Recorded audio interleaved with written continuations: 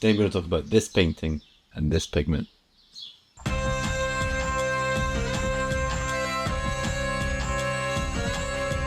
Mr. Neil Conning painting.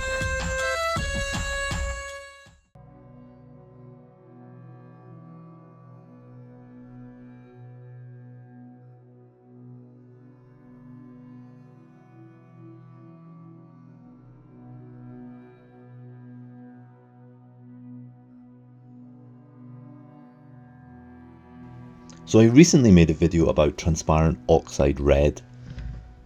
There's another Transparent Oxide pigment that I use a lot, Transparent Oxide Yellow. So I wanted to make this video about that. I really struggled for a long time to find a good yellow.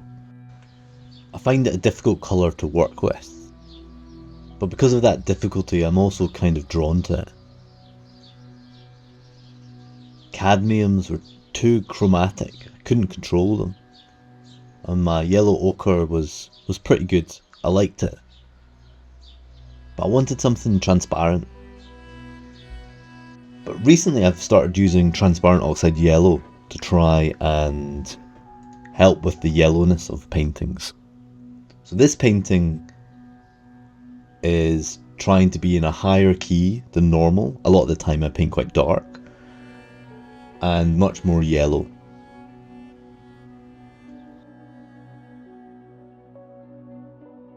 So normally I use Michael Harding paints, but they don't make a Transparent Oxide Yellow. So I use Rembrandt Transparent Oxide Yellow and I really like it. I've been using it lots. I like its versatility. I like the sense of depth it creates. And so this painting is about that. Or the video is about that. The painting is about something else. So as the name suggests, it's a transparent or semi-transparent pigment that people use a lot for glazing and subtle layering. I'm not using it for glazing so much because I try to work with an alla prima mindset. However, it still gets that sense of depth through because although I work in alla prima, I do sort of think in alla prima layers, if that makes sense to sort of sit on the fence there. So you'll see me doing that a bit in this painting.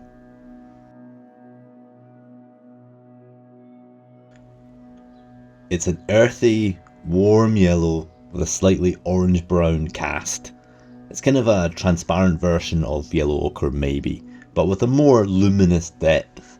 I like to think of it as a little bit like honey. At the same time, it's of the same chemical composition and origin as Transparent Oxide Yellow. You know, it's using iron. It's the same iron base that gives those earthy pigments their clay earthiness. So it has something of that about it too. But when you bring some whites into it, or some blues, it makes some beautiful luminous yellows and interesting greens. Because unlike opaque yellows, Transparent Oxide Yellow lets light bounce through it, like through layering, which can give this kind of glowing honey warmth thing. So it's great for portraits. I'm still not an expert in using it, and this painting is me trying to work it all out. One thing is it's really subtle when using it for a mix. It's transparent, but it's not bossy. It'll shift chroma and tone quite subtly.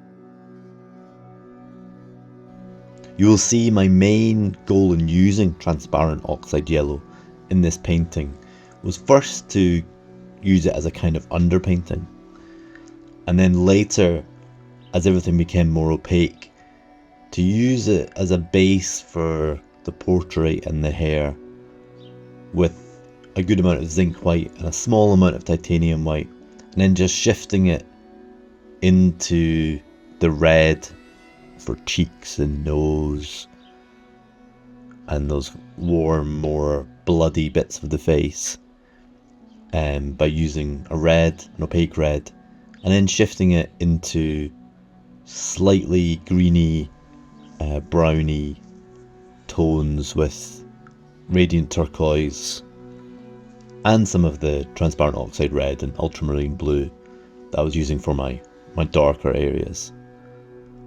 And I liked that subtlety. I liked having the ability to just shift one way or another.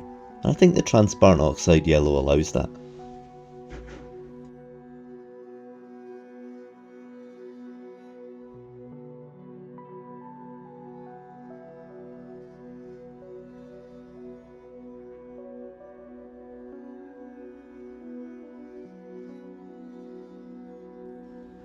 Aside from the pigments, with this painting, I suppose I was thinking a lot about the crop.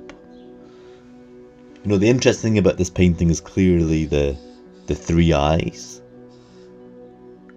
And I think if it wasn't cropped this way, that just would be too subtle. I needed to be really in your face.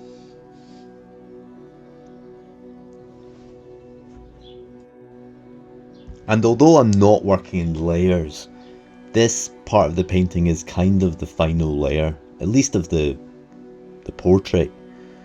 You know, I'm trying to creep up on these lights and keep it nice and subtle, which is something I struggle with when working in this high key, because the value compression is tighter. At least it feels tighter somehow. And the Transparent Oxide Yellow is a great help in doing that. At this stage in the painting, it felt like it was starting to come together, but I was a bit unsatisfied by the hair and the top. They felt unfinished.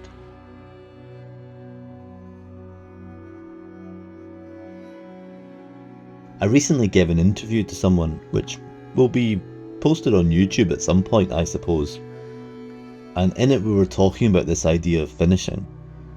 And I somehow unconsciously came up with a good analogy for it. I was talking about how it's a bit like going for a picnic. I kind of know roughly the criteria for a good picnic spot. Like, it can't be too damp, or it's got to have a nice view. You know, there's these things that you want it to be, but you rarely go out thinking I know exactly the spot on my walk that I'm going to have my picnic. But you know it when you get there.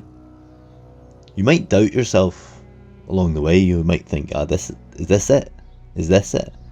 But when you get there, you kind of know. It doesn't mean you always get it right though. And so I think it's a good analogy. So at this point, I kind of think this is a nice spot, but I think there might be a better one just over these rocks. So to that effect, I started adding more detail to the hair and a little bit more to the top, which was a jumper with this quite interesting cat design on it. So I was always going to paint that, obviously.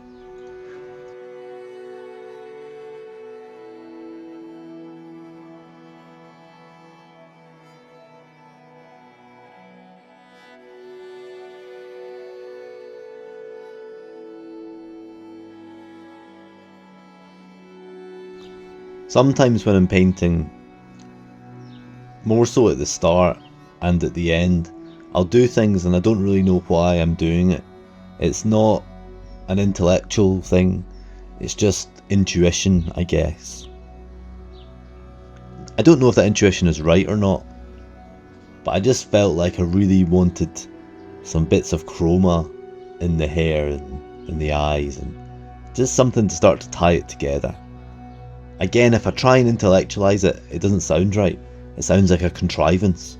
And I'm still worried about it being contrived. But I just really wanted to do it. And sometimes, when you really want to do something, maybe you should just do it. And it's only a painting. You can always go back. You can always paint over it. But somehow, these little touches of colour, of chroma, do a job of rebalancing. You know, there's some pink over there, so I balance it out over here. There's some teal there, so I balance it out down there. Something like that.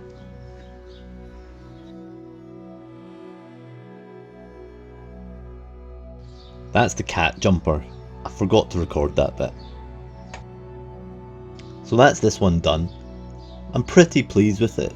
I think because of the crop it'll look even better in a nice frame. It is actually available, so if you're interested, get in touch. But I might also be putting it into a group show that's coming up in London. More information about that closer to the time. But I think it's in August. And as always, thank you for watching. It was really nice for you to join me. Bye.